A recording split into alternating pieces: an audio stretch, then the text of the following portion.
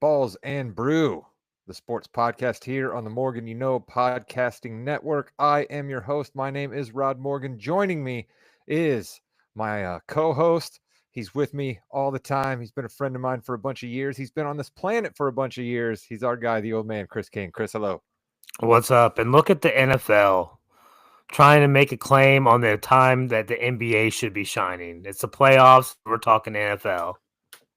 Well, NFL is king. And if we're talking NFL, you know we have somebody coming back to the pod. He's been off for a little while, enjoying the sunshine. And if I know him, probably playing some poker somewhere. It's our guy, Josh Williams. Josh, hello.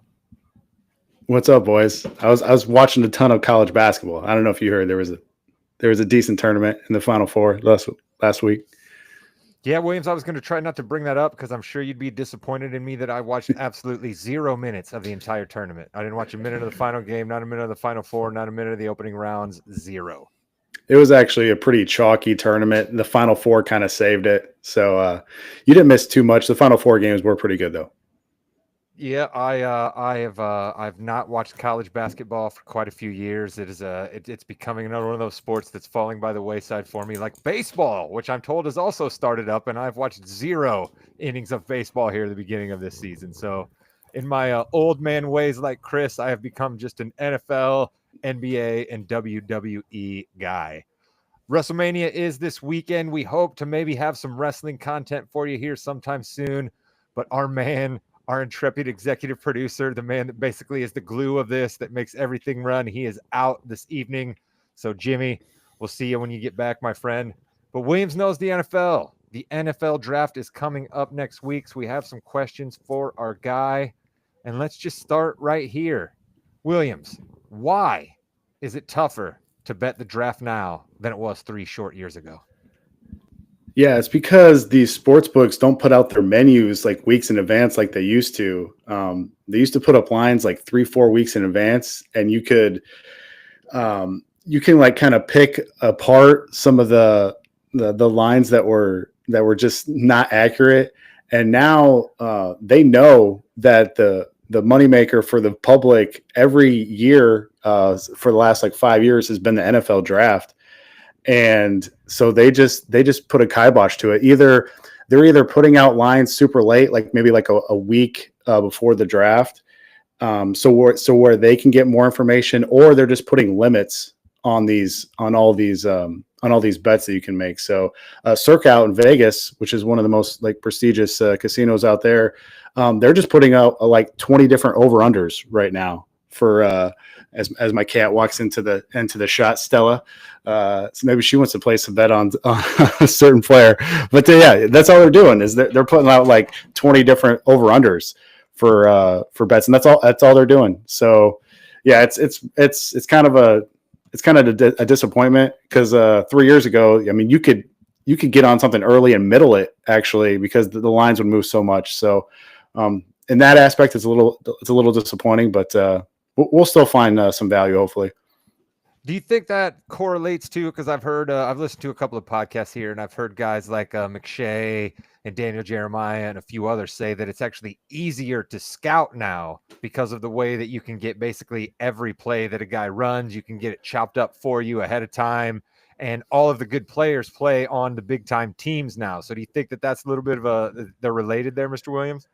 It could be, and that could be possibly in the future too, where they go scout, Georgia, and now they're getting all these guys from Division II colleges or smaller colleges, where they would see maybe 10 guys, 15 guys on that Georgia team. Now they are able to scout 30 or 40 guys on that Georgia team. So yeah, that could be something towards it.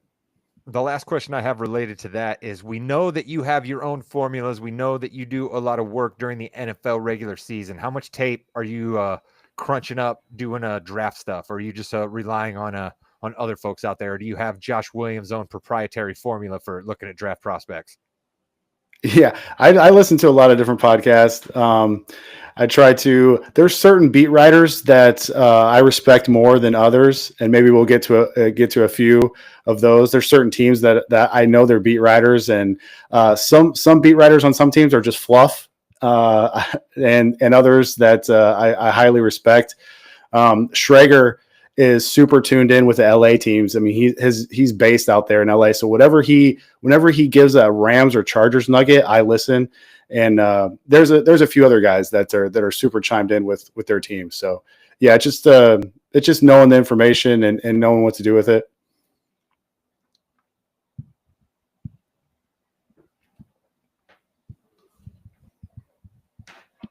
All right, well, let's start here.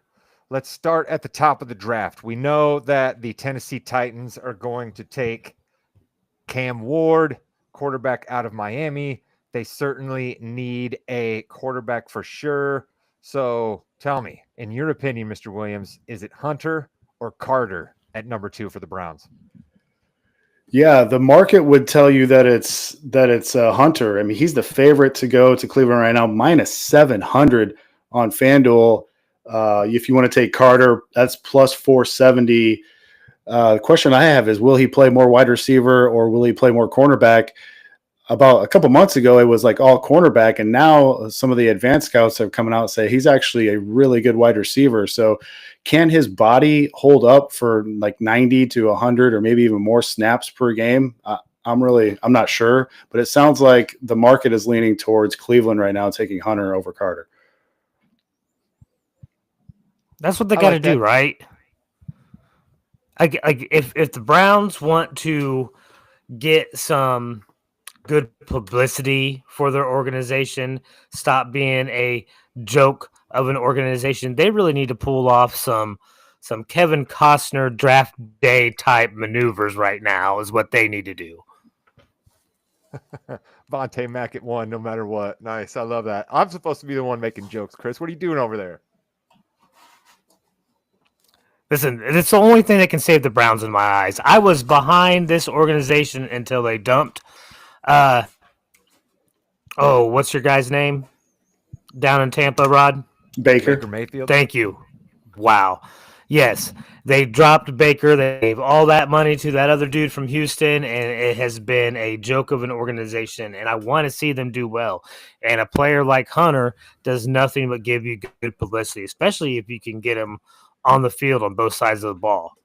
Well, it sounds like you're going to have to get him on the field on both sides of the ball. He said to quit football if he's not allowed to play both ways. I'm sure there's a little bit of bluster behind that, but that is what he's saying. So, Chris, how about you? You got an NFL draft question you want to ask our handicapper? Yeah, because he's wearing some apparel over there, Rod, that's Chicago. And I was curious if he thinks what the Raiders do is going to affect how Chicago's draft goes. Yeah, it's tough, man. It's like I feel like this draft is so flat. Like there's like 3 or 4, maybe 6 or 7 A-listers. And then when you get from like picks 20 to 60, it's all pretty flat. And I've even heard some people say like really from pick 8 to pick 60, it's pretty flat. And our 3 teams that we like, that we talk about the most on this pod, the Bears at 10, the Cowboys at 12, and the Colts at 14, we're all kind of like in tough spots here, man, because the Bears are kind of just waiting on what the Raiders are going to do. Everyone says that they're going to take Genty. Pete Carroll now is there. You know, Pete Carroll loves big, powerful running backs. Does he have a lot of say in that, or is it more Tom Brady and the GM Spytek? I'm not sure. So the Bears would love for Genty to fall to 10. I mean, I can't think of a better running back to put in that Ben Johnson offense than the powerful, explosive, well balanced, well visioned Ashton Genty. But yeah, it's not looking great for the Bears to get him at 10 right now. It's looking like the Raiders are going to take him. If there could be a surprise and there could be a team that jumps in front of the Raiders. That's how much Genty is thought of by some of these teams this year. Well, I'm hearing a lot of chatter that the Giants want to trade back. I'm hearing a lot of chatter that Genty is considered one of the top 5 players in the draft, but that age-old question continues to come up here, Williams. How much draft capital should you spend on a running back in today's NFL? Based on what Derrick Henry and Saquon did last year and a guy like Jahmyr Gibbs up there in Detroit and a few others, do you think the running back has built its value back up and a guy like Genty can go that high?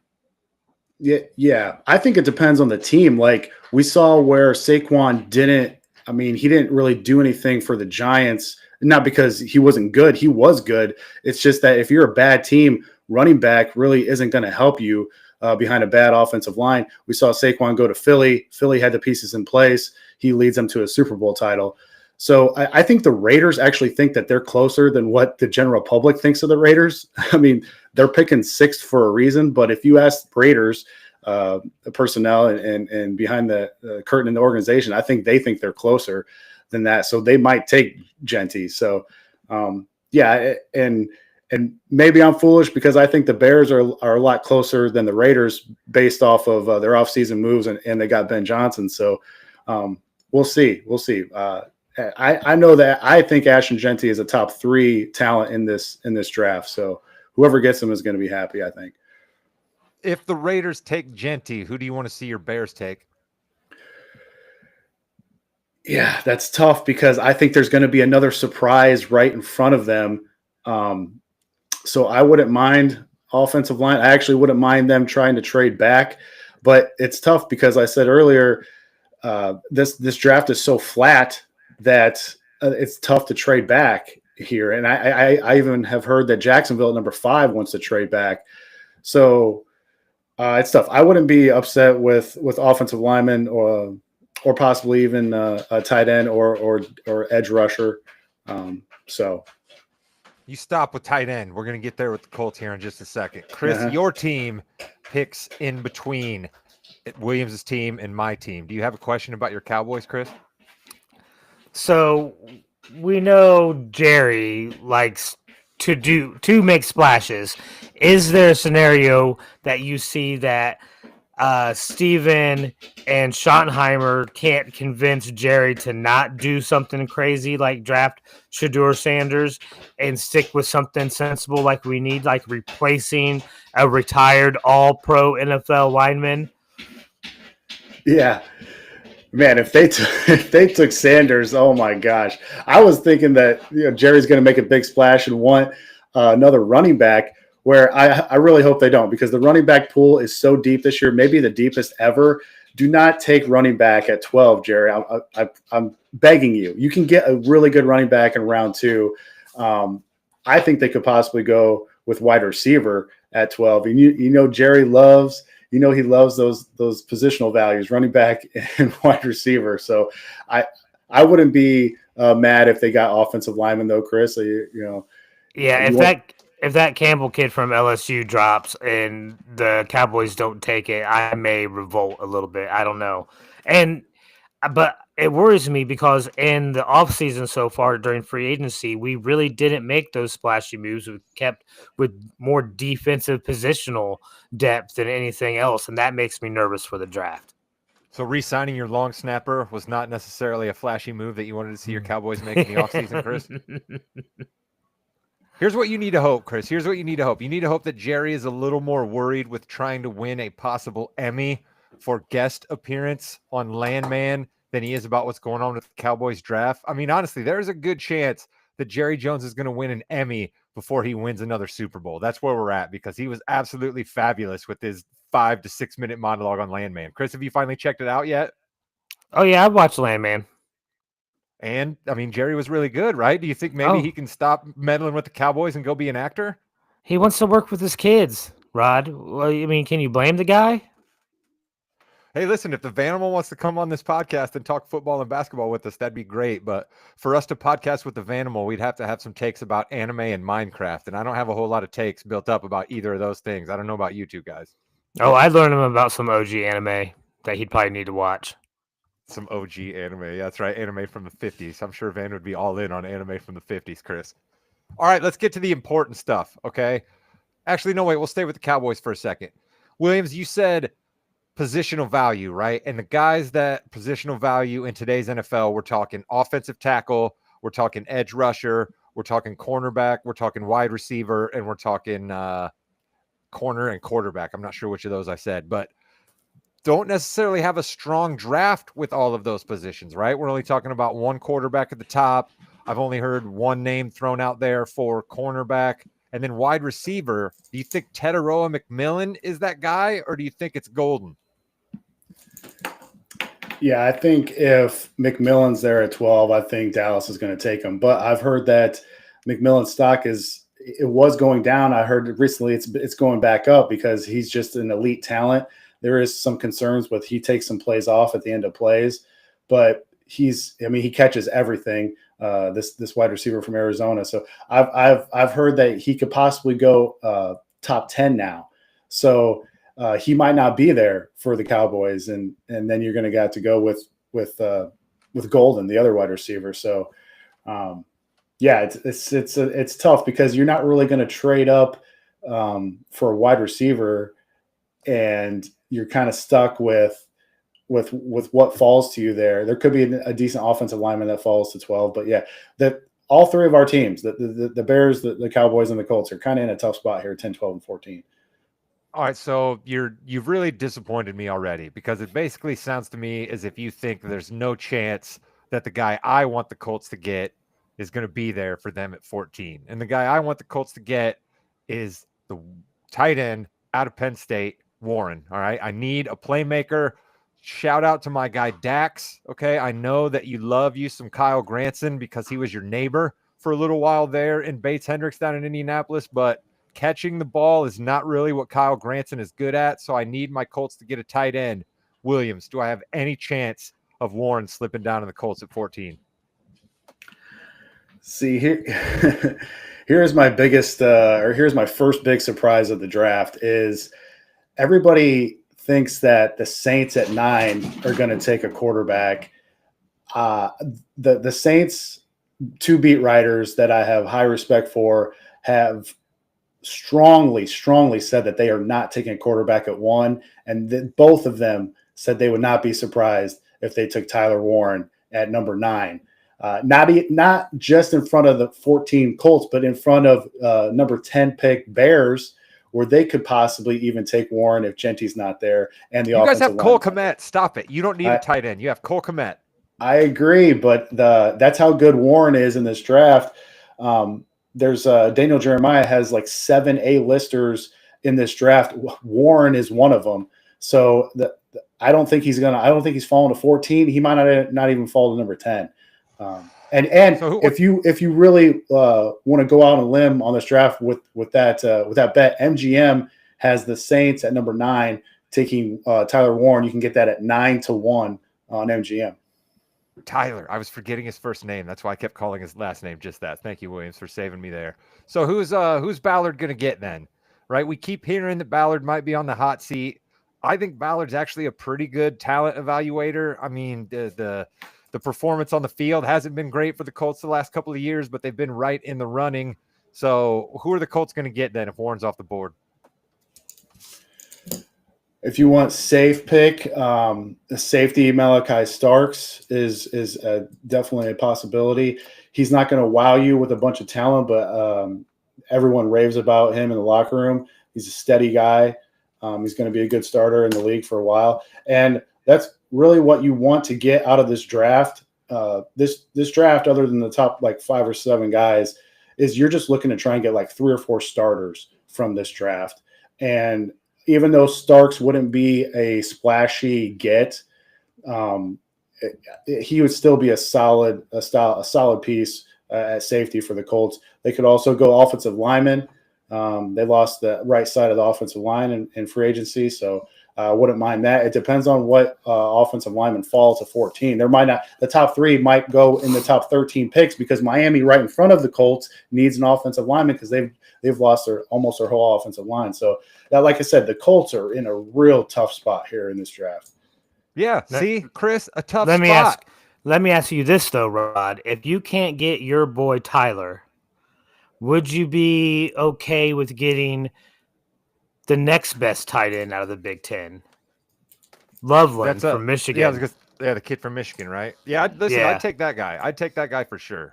Just give me somebody that can catch the ball, all right? Anthony Richardson has trouble throwing the ball, so we need more people that can catch the ball on the other end of AR's errant passes. So if any 3 of those offensive linemen are available, that's what they got to go with. So yeah, well, one last thing about Tyler Warren is why another reason why I think he could possibly go to the Saints is who did the Saints get as head coach is Kellen Moore. He came from Philly. They used Dallas Goedert all over the place. you can use Tyler Warren. He is so versatile. In one of the games this year, he threw for a touchdown. He caught a touchdown and he ran for a touchdown. This guy is super, super versatile. Loveland is more of the better, just straight pass catcher, and he is really good. I don't think if the Colts are if he's there at 14 for the Colts, he could definitely be a possibility. I'm just telling you that Warren is a super, super versatile tight end, and he can be used at anywhere, a lot of different formations. Your second team's going to get him. I think he's going to go number 5 to the Jags. Crazy. But listen, Williams, you said this about Kyle Pitts as well, and we haven't actually seen Kyle Pitts light the world on fire. So, I mean, I got to take it all with a grain of salt here. But, Chris, what I was trying to say is this is the problem for the Colts, okay? The last 2 years, the Colts have been in the running to make the playoffs right till the end of the year, and then they don't make the playoffs, and we pick at 13, 14, 15, or 16. And so we're not getting impact players, and we're not making ourselves any better. And I wish that you would stop telling people that I'm pro-tanking, Chris. I'm not pro-tanking. I'm pro-lose games once it becomes clear that you're not actually a contender for the championship. And I see you still shaking your head. How do you not see that the Colts are killing themselves by winning some of these meaningless games at the end of the year and still not making the playoffs? You play to win the game. Thank you, Herm. That's one of your favorite quotes. You say it more than anybody. You do. You play to win the game. I don't care if you are the bad news Bears and have lost 14 games in a row or whatnot. You still go out there and try your damnedest to win that game. There's no such thing as an insignificant game. All right? The Colts tried very hard to win that game versus the Giants and didn't.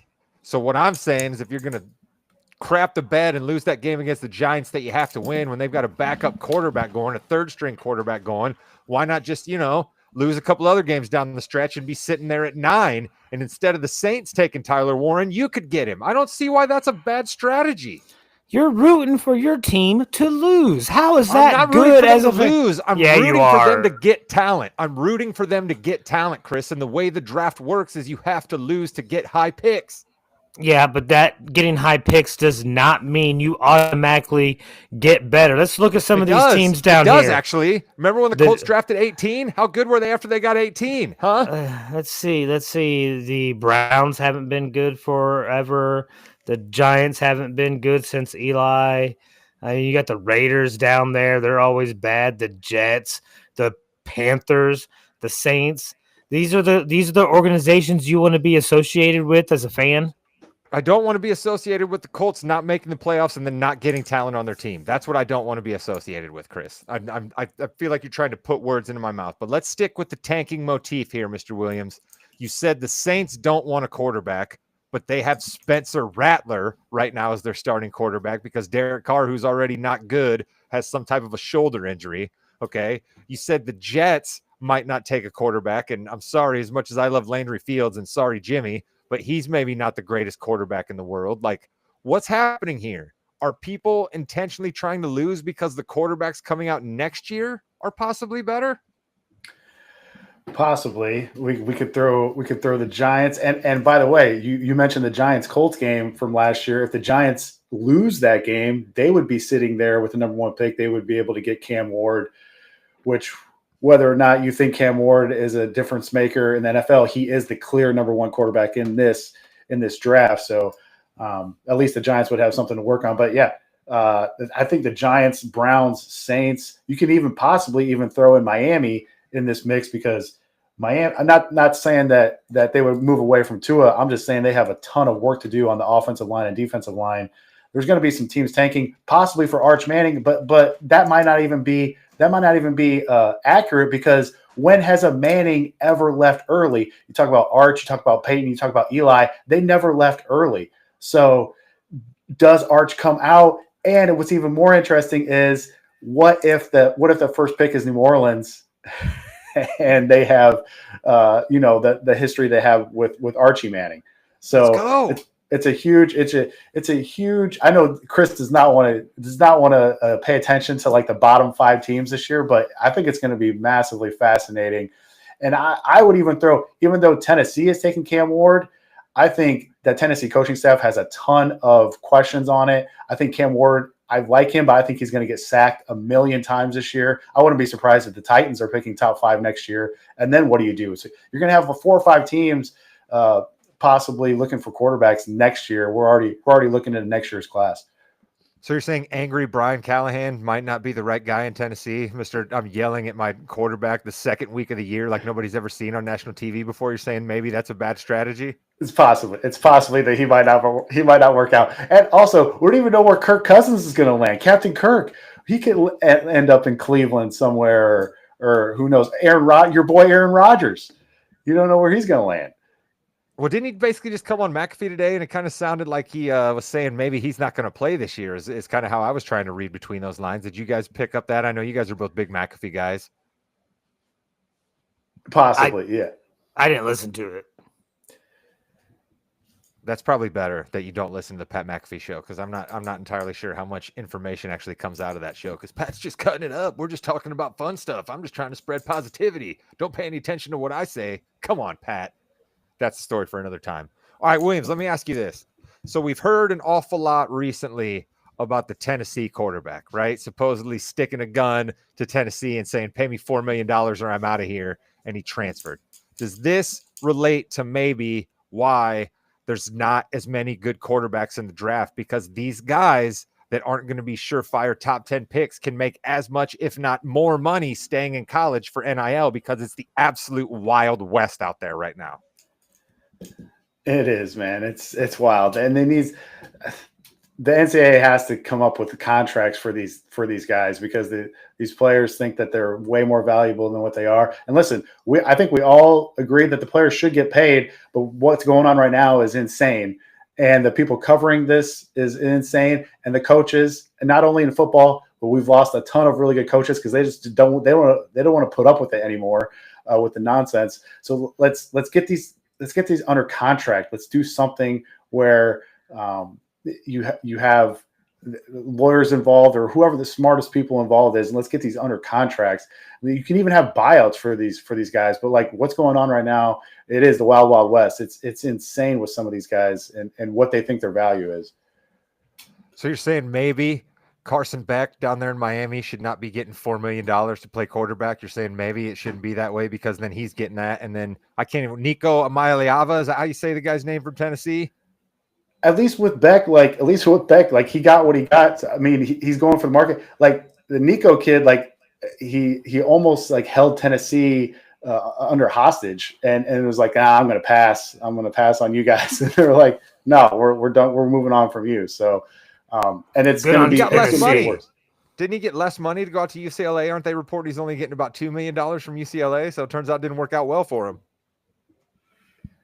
Yeah, I mean, yeah, like we said, I feel like there's got to be some contracts written in place.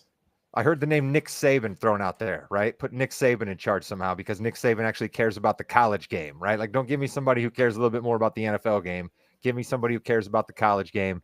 Let's get a CBA in place right now. Because, Mr. Williams, you're right. I'm not saying these kids don't deserve to be paid. They absolutely deserve to be paid. But there needs to be some rules. I think you could even have a slot type situation, the way that when you get drafted in the NFL based on your position there, that's as much money as you can get, right? Like, I think you could do something like that. But all of these kids holding these schools up for money is not good for a couple of reasons. It hurts college football game. And two, here's the other thing that I heard, Mr. Williams. These kids in college are saying, please, please, please, please don't let it get out how much money I'm getting paid, because their dads, their uncles, their cousins, their friends, their agents, their managers are all trying to dip their hands in there. And then these kids are coming out of college without any money anyway. I'm hearing that that's happening to a lot of guys. Yeah. And it's, you can, I mean, imagine being 20 years old and knowing everybody knowing what you make, and just being the big man on campus and transferring all over. And it's just, you're just asking for problems there. It most certainly is the Wild West. We need to solve that. Perhaps that's something that we can talk about at a future date. We said quarterback. We talk about people that are famous. So that brings us to one name, Mr. Williams. Shedeur Sanders, prime time junior. What is going to happen with Deion's boy? Yeah, the over under right now is 8.5 on where you think he's going to get drafted at. And I think the reason why it was 8.5 is because they think that possibly the Saints might take him at number 9. We've already talked about how their beat writers say that they're just not going to take quarterback at number 9. And it's funny, like if you watched a Colorado game this year and without the names on the back of the jerseys, you'd be like, oh yeah, I know who Dion's kid is. It's the super athletic two-way player that's playing wide receiver and cornerback, right? And they're like, no, it's actually the quarterback who's super accurate but not very athletic and doesn't have a big arm. You're like, what? How is that Dion's kid? So, yeah, he's got some good traits. Like I said, he's super accurate, but there was he's tough, right? Isn't that what they say about him too? He's not afraid to stand in there and take hits, which is important in the NFL. Yeah.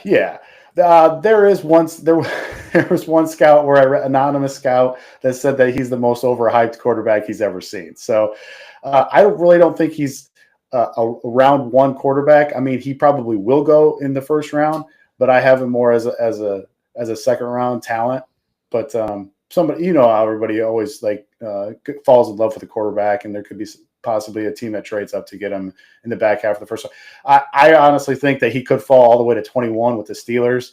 If the Steelers don't have anything in place with Rodgers by next week, they'll probably move on and say, let's take a shot with Sanders. I've heard that Tomlin likes him, so that could be possibly a good thing too. So that would be interesting. That'd be the best thing for Shedeur. I mean, honestly, that'd probably be the best thing for Shedeur. Going to a team like Pittsburgh that's got a really good team all around him and a really solid coach like Tomlin would probably be the best for him. Chris, you spent some time in Pittsburgh. What would you rather see the Steelers do? Sign 42-year-old Aaron Rodgers, or hope Shedeur slips down to him, or even move up for Shedeur? What do you think Pittsburgh should do? Pittsburgh just needs to lose. That's all Pittsburgh needs to do. I don't really care. I'll take this back. I do care. I do want them to lose. I am not a Pittsburgh Steelers fan. I also heard that there were some people that did not like Sanders' meetings and workouts with Pittsburgh. So maybe there's mixed communications. I've also seen some mock drafts that show the Giants trading back up into like the pick or two before Pittsburgh to take Sanders before they even get a chance too. So I think we may see something like that, like William said. Yeah, because the Giants have a high pick in round 2 as well, right, Mr. Williams, which a lot of teams will value. So that gives them some capital to be able to move into the first round of the draft.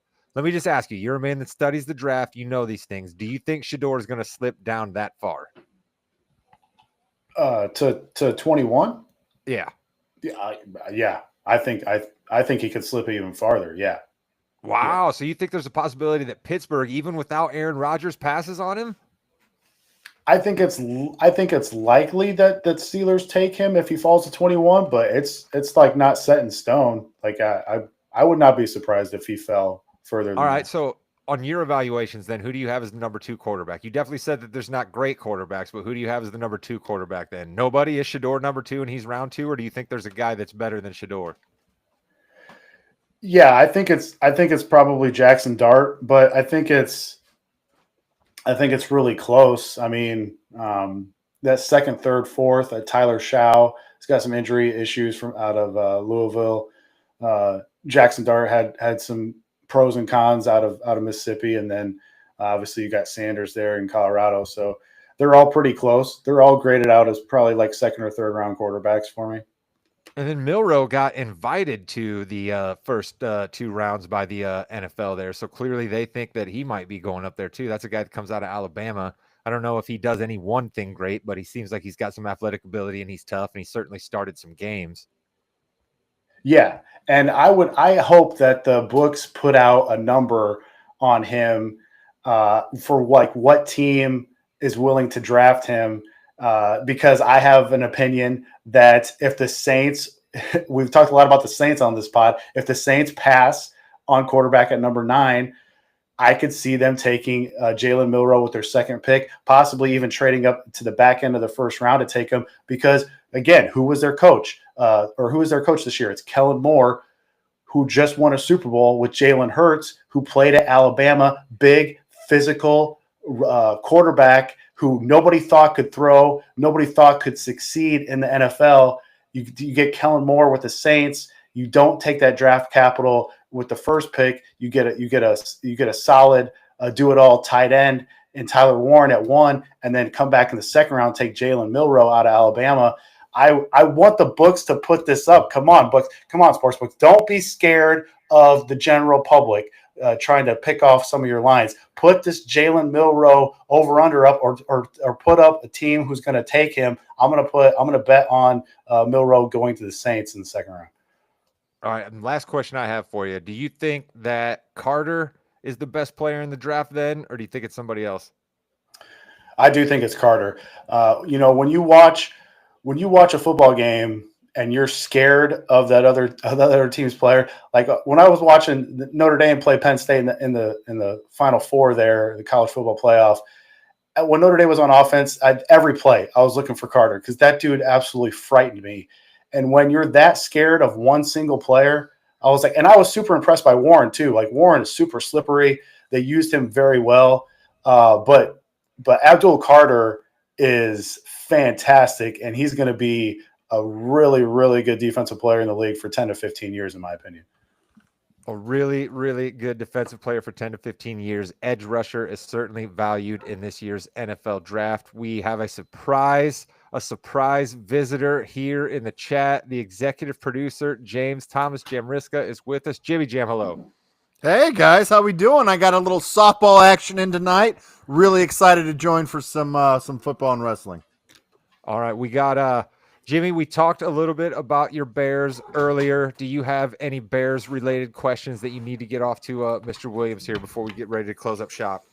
I want Travion Henderson in the second round. I think that's great. If we get the tight end in the first round, that's fine. I don't want to reach for an offensive lineman though.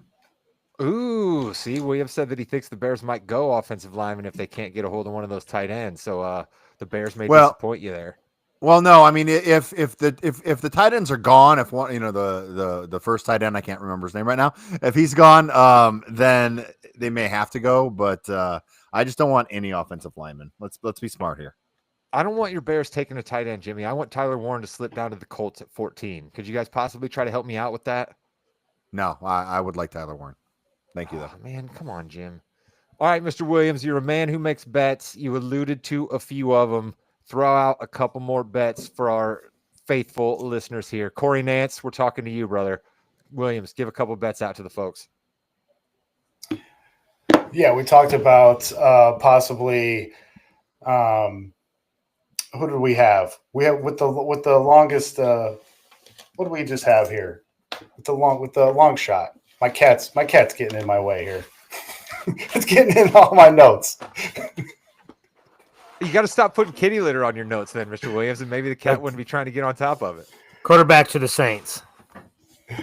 Yeah, I want them to put that up. Let's see. Let's say Chargers to take a running back plus 850 on DK. Peter Schrager, we talked about him earlier. He's very plugged in with both LA teams. He knows the Chargers GM loves to take players from big schools early on: Georgia, Notre Dame, Bama, Ohio State. What does Jim Harbaugh love to do? He loves to run the ball. I think a big, powerful running back like Quinshon Judkins makes a lot of sense out of Ohio State. And Schrager had the same sentiment recently on NFL Live. So you can get that at plus 850 on DK if you want to take a slight long shot there. Nice. And then we always talk quarterbacks in the first round. You have talked that you don't think there's many great quarterbacks, but let's get down to it here. The brass tacks. How many quarterbacks get taken in the first round? Are we literally going to see just one, or do you think that some teams are going to balk and we're going to end up seeing a couple more go at the back end? Yeah, I'm staying away from this one. I'll go under 2.5. I think somebody is not going to be taken. Either Dart or Sanders falls out of the first round. Nice. I also liked what you said there, that this isn't necessarily a draft full of superstars, but it's full of a bunch of starters. So we could actually see teams drafting for positional need and not necessarily taking the best player on the board because there's just not a consensus of who the best is on anybody's board. So it should be an interesting draft. The draft will kick off basically a week from now, right? Isn't it next Thursday? So people still got some time to chop these things up. Mr. Williams, we will have you back after the draft to try to talk a little bit about what we did see transpire and what it might mean for teams moving forward. And Mr. Williams, I know you're not necessarily a huge NBA guy, but you are a betting guy. Is there any NBA bets that you've seen out there that you like? Well, I have one pending here. 3 different parlays pending for the defensive player of the year. I've hit some other legs of that parlay. So I have 3 different ones, and it's all pending on NBA defensive player of the year. I have to hope that there are some smart voters out there who aren't persuaded by a couple guys begging for votes on ESPN, which is insane to me. So come on, let's have some independent thinkers out there. And I went with historic trends and math trends on who I thought should be defensive player of the year in the NBA. So we'll see if that works out or not. Well, who did you pick? I was gonna say, tell me you have bets down on the Cleveland guy. Why can't I think of his stinking name? Mobley. Mobley, yeah, that's who's going to win, in my opinion, Williams. Do you got any bets down on him? Yeah, I do not. I ended up taking the best defensive player on the best team in the world, and that is Lou Dort. And yeah, that would get you the most money, but I just don't think he's going to have the votes, dude. I agree. I think it's going to be Mobley. Yeah, we'll see. I think Jaren Jackson Jr. is a fine defensive player, but I think he fouls too much, and I think that's going to knock him down in people's eyes. But Draymond's had like 5 good games, though, in a row. Yeah, he has. He really has. Good for Draymond. And I just think that Dyson Daniels is another guy who people talk as a great defender, but I just think that the Hawks are just not good enough for people to put him up there. And I think people balk a little bit at Marcus Smart winning it a few years back for the Celtics, so I think that that's going to hurt a wing player. So if my money was down, it would be on Mobley. But Mr. Williams, we always hope that you can win your bets. Chris, what's your thoughts on the defensive player? I really think that people need to give Dyson a closer look. That dude has over 100 more steals than the next closest player. All right. He has over 220 some steals on the season. The next closest was Shea at like 128 or something like that. Crazy. You do love your stocks. You do love your stocks. You've always talked stocks. You love it when steals and blocks come together and a guy is a good defensive player. Mr. Williams, we appreciate seeing you again after a few weeks off. Have you enjoyed being back on the pod? Did you miss being able to pick up the microphone every Thursday night there for a few weeks in a row? For sure, man. Yeah, always good to talk football with you guys. All right, we will bring you back here very, very soon. Jimmy Jam, do we want to talk a little NBA or do we want to just move to the other big thing that's happening this weekend? It's up to you, my friend. You host both the NBA show and the wrestling show. I think we go just a little bit NBA and then we hit WrestleMania. All right. Sounds good. We're going to go over to Jimmy to run a little bit of fast break about the greatest time of the year, the NBA playoffs. Welcome to the Fast Break, the fastest 15 minutes in the NBA. Jimmy, Rod, and Chris are here. Williams is exiting as quickly as he can because he does not like the big, round, orange ball. I want to go on a little Jim Demnation here. For all the people who think that the play-in games are worthless and horrible, and it's just listen, it was a bad play-in game season. It was, okay? The Bulls lost the game about 30 seconds in. I think they were down 25 or 30 points. You had the Grizzlies Warriors, which was decent, but were the Grizzlies really going to beat the Warriors? It was a bad play-in tournament. That's fine. We don't have to change everything just because we had one bad round. I'm sorry. It'll be okay next year. Now we've got the actual playoffs beginning, Rod.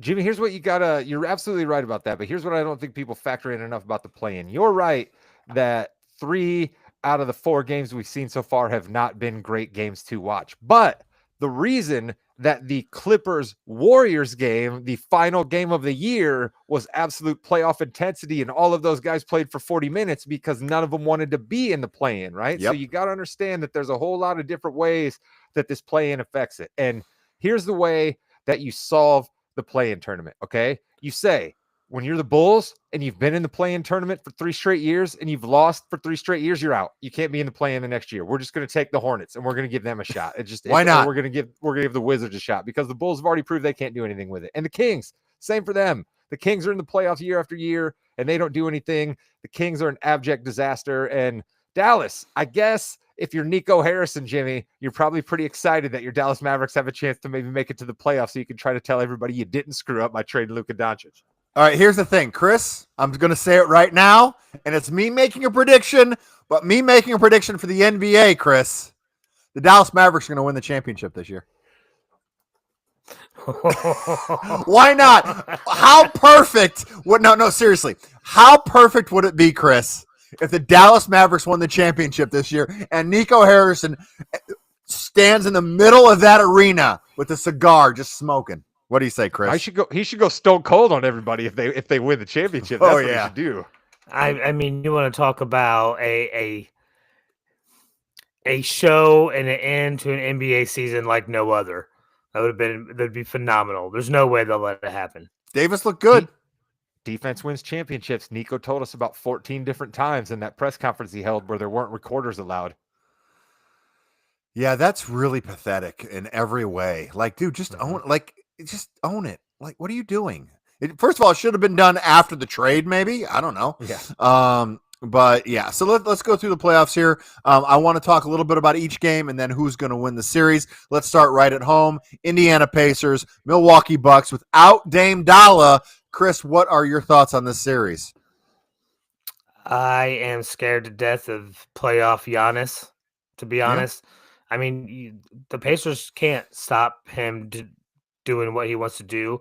And I have a feeling that we got past them so easily the last season is because he wasn't healthy during that series. And I think he's more healthy now. So I am nervous. Can we win this series? Yes, but I am nervous. Rod, the Pacers have at most 4 home games. Can Giannis score more than 100 points in 4 games? Because the Pacers can at home. Yeah, I think people are a little too worried about this. We all know that our good buddy Wu-Tang is prone to some wild statements. And today he said he thinks the Milwaukee Bucks are going to make it to the championship game. That's absolutely ludicrous. I don't know what people are worried about. Clearly, folks are sleeping on the small market Pacers. They have been one of the best teams coming down the stretch here. Their defense has actually picked up a little bit. Guys like Nembhard and Nesmith and Pascal Siakam actually give the Pacers a decent semblance of a half-court game. And I think the Pacers are going to have no problem with the Bucks. I mean, nobody can stop Giannis, Chris. You're right that Giannis is going to tear the Pacers up, but you show me any team that's equipped to stop Giannis. It doesn't exist. The Pacers are better than the Bucks. They're winning that series. Yeah, I think the Pacers are going to take it down too. Again, Giannis can do so much, and Giannis can score 50 points a game. It's just you need the points from somebody else too. And the Pacers are so quick. They played together, and that's another thing. They've played together for a long time. You know, those pieces have been in place for a while, and they just play well together. So I think the Pacers are going to take this pretty easily. I think they're going to take it in 5 games, actually. And if you're the Milwaukee Bucks and you're relying on Kevin Porter Jr., you've already lost. That is the Saturday 12 p.m. game. By the way, no respect for the Pacers or Bucks. No. Saturday at noon. Come on. Clippers at the Nuggets. This is intrigue, Rod. Whew, this is going to be a series.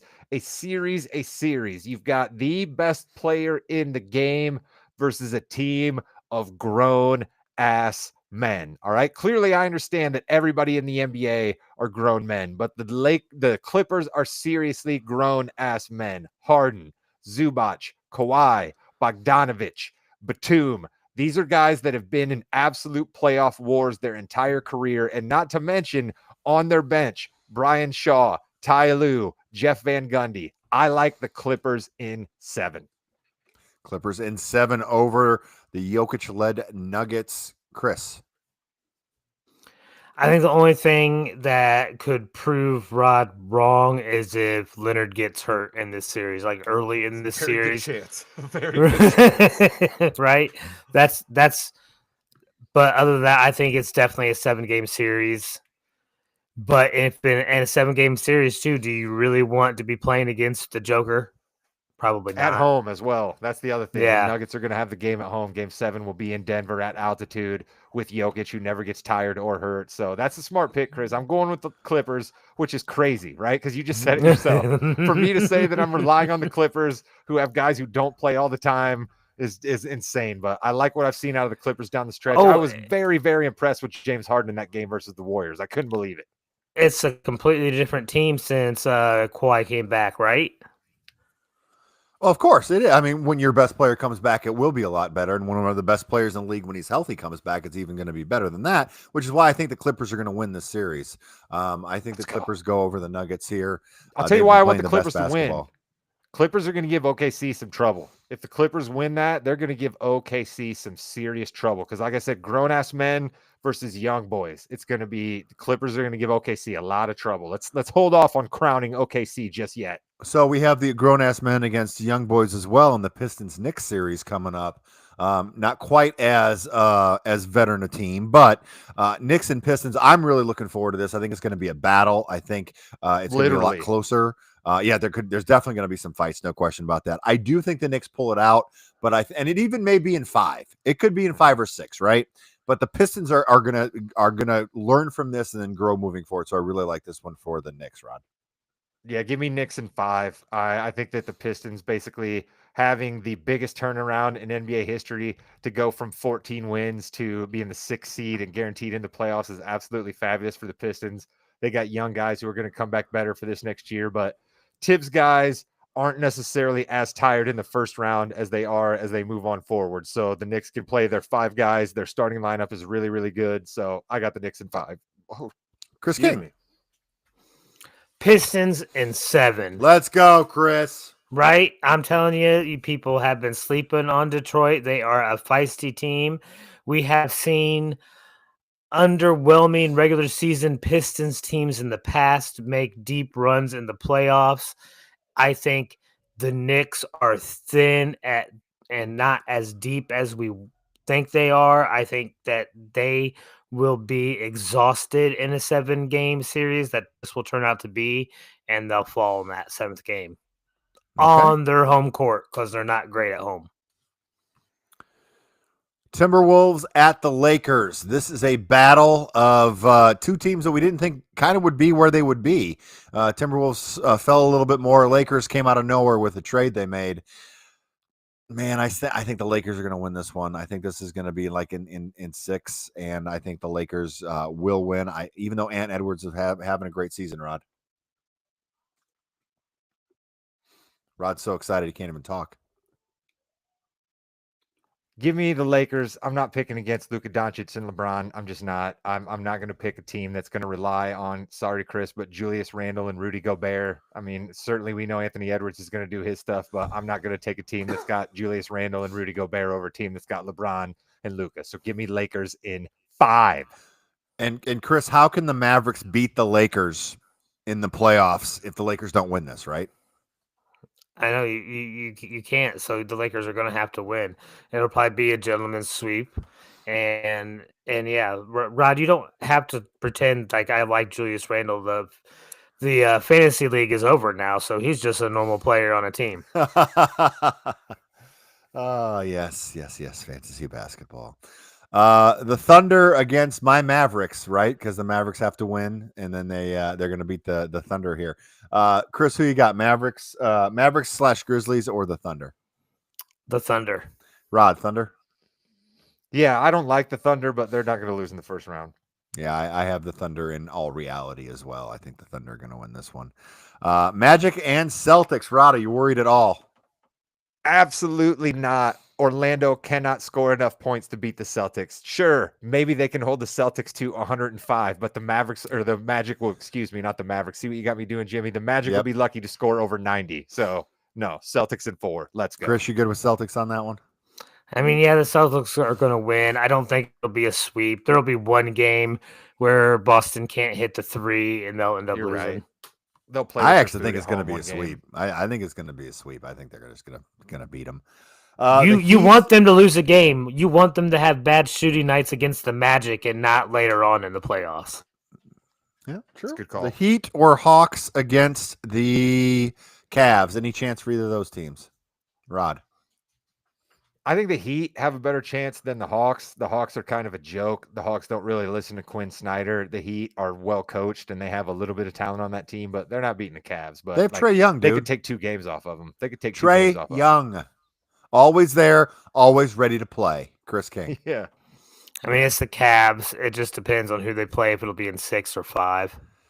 Hey, Rockets, you had a great season. Fantastic. Good job. Guess who you get in the first round? The Golden State Warriors with playoff Jimmy and Steph Curry and Draymond Green and everybody else. I'm intrigued, Chris. Who you got, Rockets or Warriors? I got Draymond getting ejected and suspended for a game. Okay, so that means the Rockets are going to win? I'm going to root for the Rockets, and I'm calling that they are going to win this series and knock the Warriors out of the playoffs. Man, Rod, I'm going to let you go last. I'll go next. I got to talk this through for a sec. Got to talk it through. We got the young Rockets. They're a little nervous. They got Ime, though. Ime, best coach ever. Still don't know what he did. Something bad, but not bad enough. Probably. Okay. Yeah. Probably. Allegedly. He got fired. It was not good for the anyway. But then you got the Warriors. Man, I'm going Warriors. I think Warriors are going to beat the Rockets, and it sucks because then the Rockets are going to go for Kevin Durant. So there you go. Warriors win. Rod. Warriors in 7. They're going to absolutely rip the Rockets' heart out in Houston. The Warriors have a history of ripping the Rockets' heart out in Houston. Certainly those were different iterations of the Rockets, but a lot of the same DNA of the Warriors are still here. Same coach, same Steph, same Draymond. So these guys, I don't know how much it's going to take out of the Warriors to beat the Rockets. Probably a whole heck of a lot. So I don't know how great they're going to be in the second round, but I think Golden State beats the Rockets in 7. Okay. And that will do it for our playoff preview. It's going to be a great couple weeks here. So for the Morgan, yeah, we know, and Balls and Brew, all that stuff over the next couple weeks, we're going to have live reaction on Saturday and Sunday for WrestleMania. If Chris, you can make it great. If not, that's awesome as well. We love you no matter what. We'll be back on Tuesday and Thursday, softball pending, of course, next week to talk. Tuesday, we're going to talk a lot about the recap for Raw and what's moving forward. And then Thursday we will be live during the NFL draft. It'll be, midway through the first round. So we'll be able to kind of see what's happening and react live. So that'll be pretty cool too. Looking forward to it. Love reaction pods. There's only certain events in the WWE that will get us to come out live, and WrestleMania is certainly one of those. The granddaddy of them all, taking over Las Vegas as we speak right now. Goodbye, Internet. Welcome to the Yeah We Know podcast, part of the Morgan Knows Podcasting Network. You're in the ring with Jimmy, Chris, and Rod, and it is time, gentlemen, for WrestleMania. Are we excited? 1 to 10, Rod, where are we? 5. That's what I figured. Thanks, Rod. Appreciate that. Chris King, where are we? I'm at a 7.5.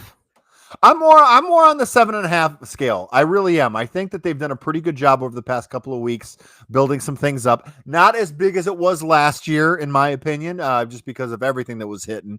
But I still think there's a lot of good stuff going on. We have 2 nights, as we have come accustomed to, and the first matchup is the Yeet Man himself, Jey Uso, against the World Heavyweight champion Gunther. Jey Uso will send the crowd to the bathrooms. I don't know, because it's the first match. We'll send the crowd in a frenzy when he wins the championship over Gunther. My prediction, Jey Uso is your new World Heavyweight Champion. Chris King. Gunther retains. You just love people to have misery, don't you? You're gonna have a 4-hour show, and the first thing you're gonna do is disappoint people. Think about that quick emotional ride you're going to get, because they're going to be yeeting all over the place at the beginning of the show, beginning of the match, in the middle of the match, and then they're just going to get depressed instantly because they're going to realize that Jay never had a chance against Gunther, and Gunther will choke him out and make all you professional wrestler fans mad. All you professional wrestler fans. Rod, I love Chris because he has a podcast on professional wrestling. He watches professional wrestling. He's a fan, but it's you guys. Yeah, well, he's new. You know what I mean? Somehow he likes to Yeah, he's write only been himself here off for as 4 somebody. years. Yeah, he's new. He's only been watching wrestling for a couple of weeks. My Yeah. question is this, Jimmy Jam.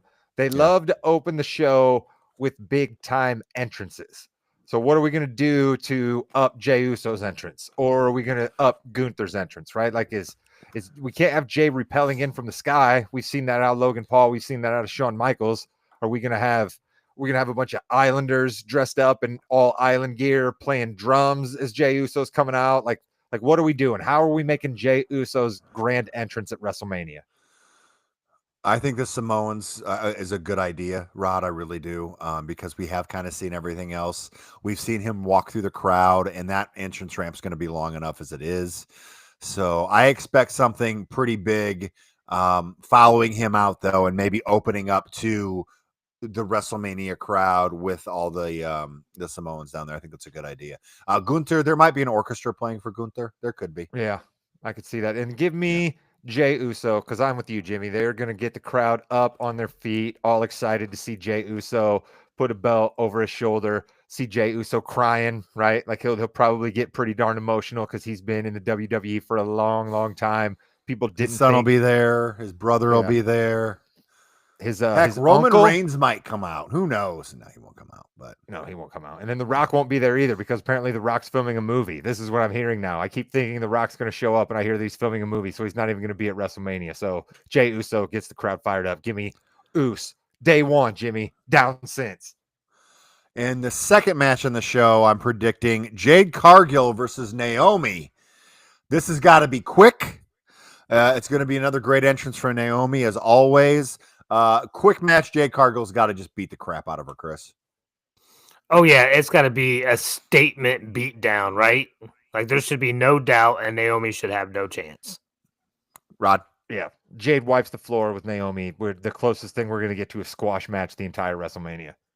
Hey, Chad Gable, you're going to have a singles match at WrestleMania. Wow, that's exciting. That's amazing. Yeah, it's you against Rey Mysterio. That's going to be an amazing match. What's it for? Like the IC title? Did I beat Gunther? No, you're El Grande Americano, and you are going to be facing Rey Mysterio in a luchador versus luchador match. Rod, who you got? El Grande Americano or Rey Mysterio Jr.?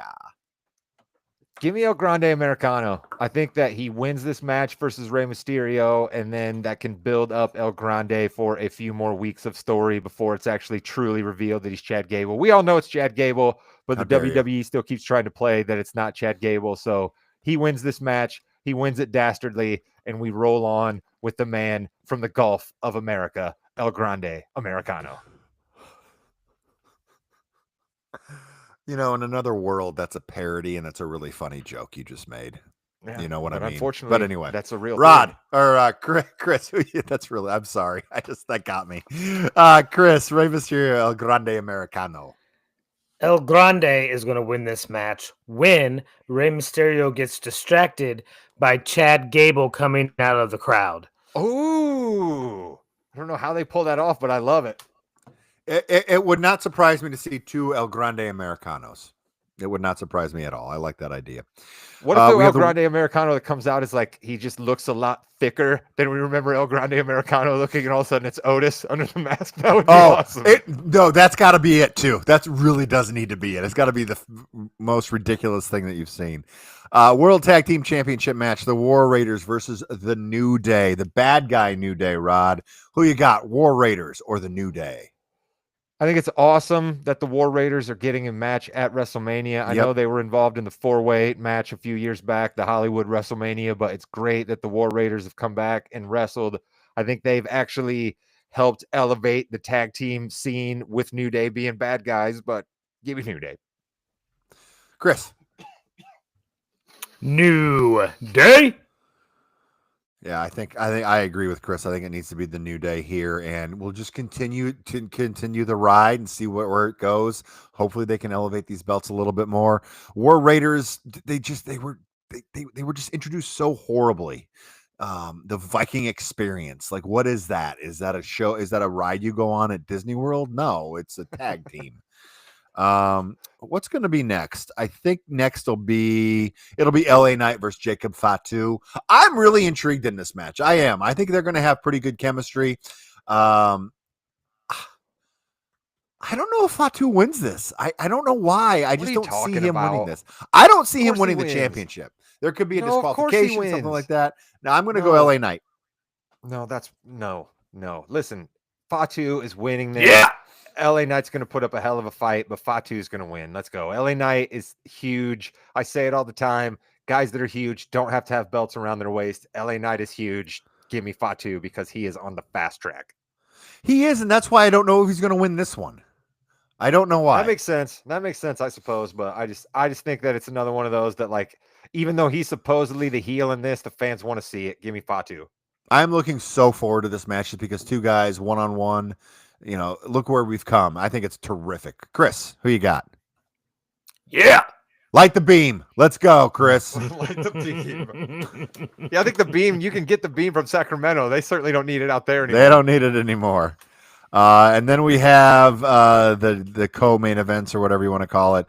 Tiffany Stratton versus Charlotte Flair. So yesterday I watched a little Athena versus Mercedes Moné, or Ember Moon against Sasha Banks for you WWE fans on AEW. And they had a very, very solid matchup. Had some miscues here and there, and I kind of see this going in that direction. I don't know. I don't know who's going to win this. I'm going to pick Charlotte Flair, but I don't feel good about it, Chris. Yeah, right. I think Charlotte Flair's going to win probably, and I don't feel good about it. So I'm going to root and say Tiffany Stratton's still going to win, and it is Tiffy time. It's Tiffy time. So you think Charlotte's going to win, but you're picking Tiffany. I like that strategy because you're right either way, or you're wrong both ways. Kind of depends on who's talking to you. I'll say you're right either way. Rod is definitely going to say you're wrong either way. Rod, who you got? Tiffany. It doesn't help me. I don't like having to say it, but I think Tiffany's going to look bad. I think Charlotte's going to look bad because she's going to come across as mean for not helping Tiffany when she messes up a spot, because that's what Charlotte does. But they want Tiffy time to be a big deal. They need to create other big female stars. They've tried with Io Sky. It's not working. They've tried with Liv Morgan, and I suppose she's kind of up there. Becky Lynch is doing improv and says she's not going to wrestle for a while. So they're desperate to make Tiffy a big deal. And how do you make Tiffy a big deal? She beats the 14-time greatest women's wrestler ever, Charlotte Flair, at WrestleMania. So it pains me to say it, but Tiffy wins. Khan was on the Bill Simmons podcast, said a lot of interesting things, but he did mention Liv Morgan as being one of the big stars they have on the women's division. So that's pretty cool. He also said that AEW wrestlers, as soon as their contracts are up, are all going to go to WWE. But other than that, it's fine. So that's night one, except, You're lucky, Jimmy, that I didn't jump in when you were caping for Sasha Banks once again. I don't understand your insane love for Sasha Banks. She's in another league that we barely ever talk about, and we're talking about WrestleMania, and you still had to get in some love for Sasha Banks. Jimmy, did she loan you money sometime? What's the deal? It was more of an Athena. I really like Ember Moon and Athena more than Sasha Banks, but it was a good match. There wasn't any softball tonight. He was watching AEW from last night, trying to catch up. Chris, shut up. Triple threat match: CM Punk, Seth Rollins, Roman Reigns for the winner of this. Let's go. I'm going to take. See, everything's pointing to Seth Rollins going with Heyman. Everything's pointing to that, which is why CM Punk's going to win the match, and they're going to go with him for the summer to go get a title from either Jey Uso or Cody Rhodes. CM Punk wins this. Chris King. I am not going to be happy unless one man walks out of this ring under his own power, and that better be Seth Rollins, because I do not want to see CM Punk win this match, and I definitely don't want to see Rollins win this, or Roman Reigns win this match. So Seth, Rod's guy, better stomp the crap out of both those guys and walk out of that ring the victor. All right. Rod, who you got? We have heard Logan Paul say the phrase best for business recently. We have heard John Cena say the phrase best for business recently. And my guy, Seth Rollins, just said best for business recently? Who's the man that is most associated with the business in the WWE right now? The final boss, The Rock. I know I made my crack earlier that he's filming a movie and not going to be there, but there's such a thing as private jets and helicopters. I think we see a scenario where at the end of night one, The Rock, Logan Paul, Seth Rollins, and Paul Heyman are all together. The new corporate faction that Chris has been calling for, that he loved during the Attitude Days. I think we are working towards that. Give me Seth Rollins. Give me Seth Rollins turning heel. Give me Seth Rollins aligning with all of those guys who are best for business. Chris, would you like to see that? Yeah, we're not going to see it until the end of night 2, though. Rod kind of stole my thunder a little bit, but we won't see all of that kind of coalesce until the end of night 2. Big word, Chris, and you used it correctly. Excellent work on that. That is night one. I think it's going to be pretty big. I think they have to do something big, though, to have this be the main event. I mean, it just can't just be a quick one. So I think Paul Heyman turns on Roman Reigns here, and I think he aligns with CM Punk. So they can kind of start that. Of course you say that about CM Punk, Jimmy. You're the number one cape for CM Punk on this podcast. Yep, I am. Well, on this podcast, I'm the only person who cares about CM Punk on this podcast, let alone a fan. I mean, I don't want to see Phil suffer like a disease or anything or get hurt. Like, I don't wish harm upon him. I just don't want to see him win matches because I can't stand him. Night 2, let's start off with a bang. AJ Styles against Logan Paul. If Logan Paul is not in the main event, he's going first so he can go home. Logan Paul versus AJ Styles. Man, I really want AJ Styles to get the win here. I really want him to get the win here just to kind of put him on another level to continue on. I don't think that's going to happen, but I'm going to pick it anyway because I'm going to be a Chris King homer here. I'm going to take AJ Styles getting the win over Logan Paul. Chris. Yes, I am also picking AJ Styles, even though I know it's not going to happen, but I am picking AJ Styles. Right. I hate Logan Paul. I'm not gonna pick him ever. Okay. Ever. Logan Paul's new finishing move is awesome. Logan Paul is an awesome wrestler, and AJ Styles loses, but this is why AJ Styles loses. He loses so then he can get in a feud with my guy, the man who cuts a great promo and doesn't get any credit for it, the man who's pulling the strings behind the scene, Karrion Kross. Gets up in AJ Styles' face and says, "See, I told you, you don't have it anymore. Look at what you just did." And we get a feud with our guy Karrion Kross, which elevates him, and that's what I want to see. Okay, I hope that. You know what? That's a pretty good idea. That's a pretty good ending to that. I like that as well. The Sin City Street Fight, the match we've known's been happening for months. We like both of these guys. We do.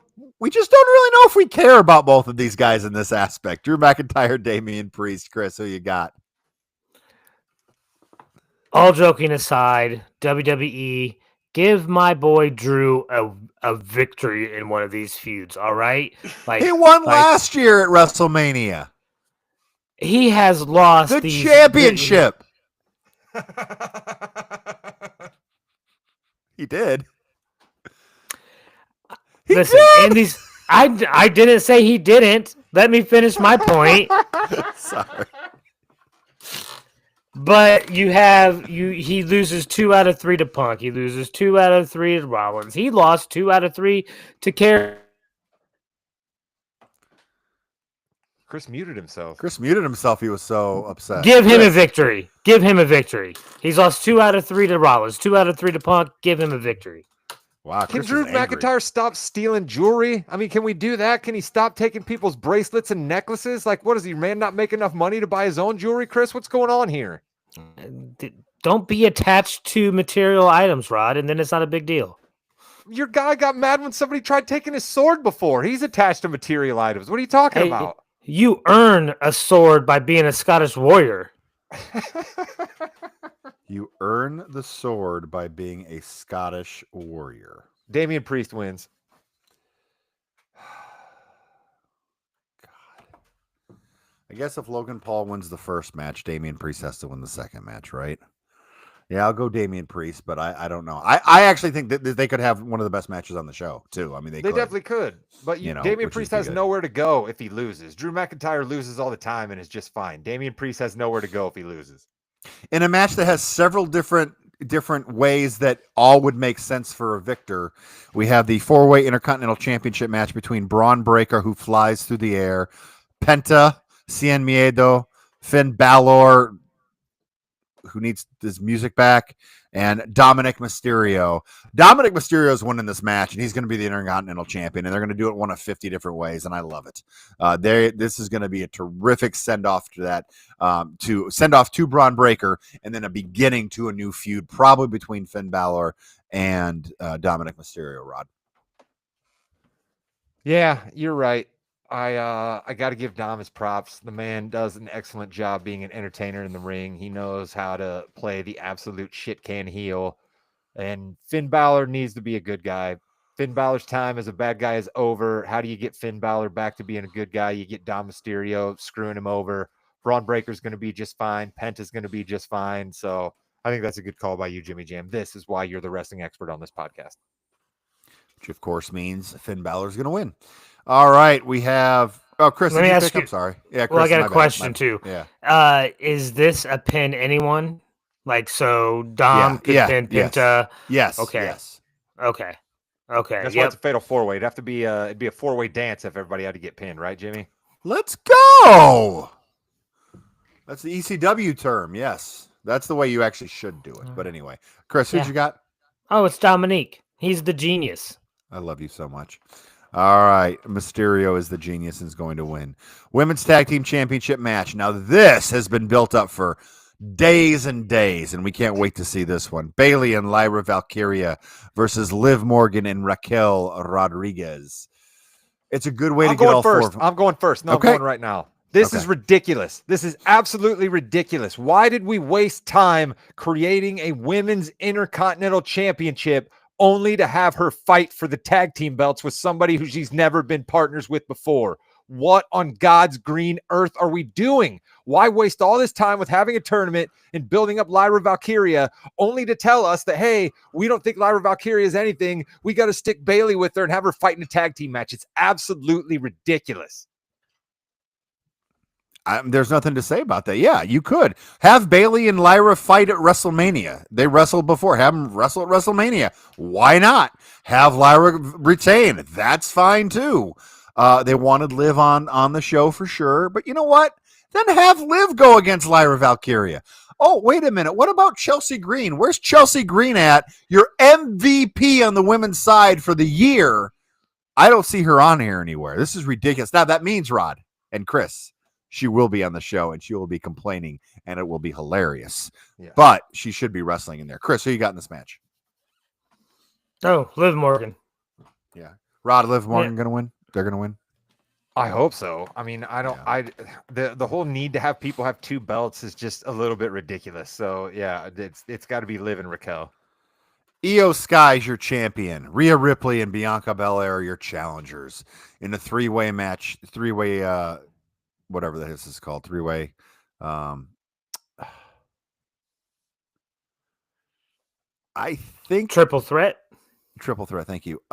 Chris, who you got here? There is only one person I can root for this match right now, and that is the Queen of the Sky. Give me Io Sky over both the EST and Rhea Ripley.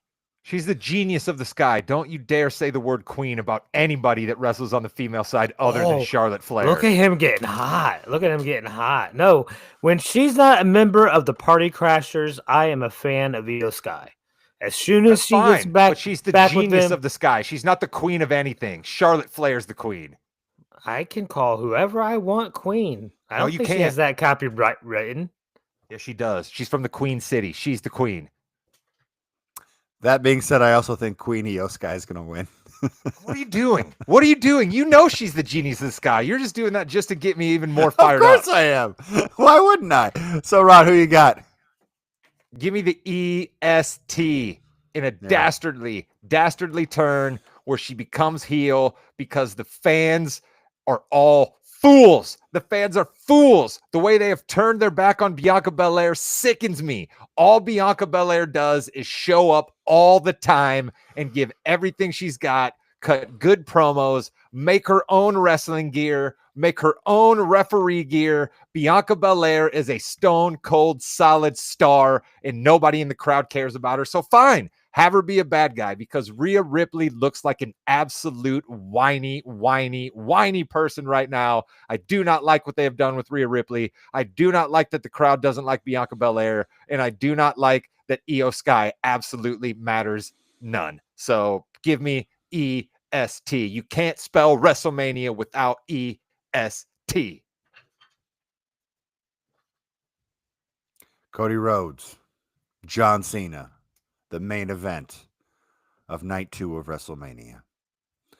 John Cena will be booed. Cody Rhodes will be cheered. And I think John Cena is going to walk out the undisputed champion. I think that something bad will happen to Rhodes where he gets screwed over and they continue this feud on for a few months after. But I think John Cena is going to make everyone cry because he is going to ruin wrestling and be the new champion. Chris King. Yep, John Cena wins.